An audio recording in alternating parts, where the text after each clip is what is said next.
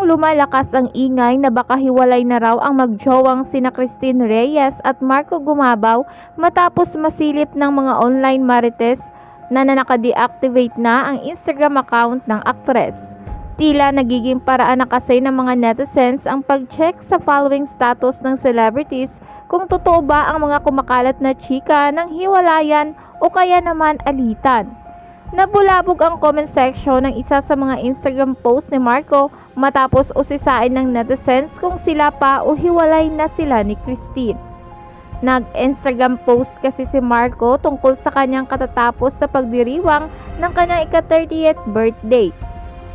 Ang mga netizens tila napansing wala raw sa celebration si Christine at hindi rin binanggit ni Marco. Kaya tanong nila bakit wala raw ang girlfriend sa isa sa mga mahahalagang selebrasyon sa buhay ng isang tao, lalo't lantad naman sa lahat ang kanilang relasyon. Sinilip din ng mga marites ang Instagram account ni Christine upang i-check kung pina-follow pa niya si Marco at doon na nga nakumpirmang naka-deactivate na si Christine. Dahil nga naka-deactivate na si Christine, hindi lilitaw sa following ni Marco ang account ng jowa. Mapapansing na sa account pa niya ang larawan nila ni Tin na pinost pa noong July 29.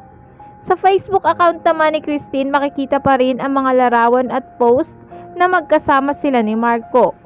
Samantala, wala pang tugon, reaksyon o pahayag ang kampo ni Marco at Christine tungkol sa issue.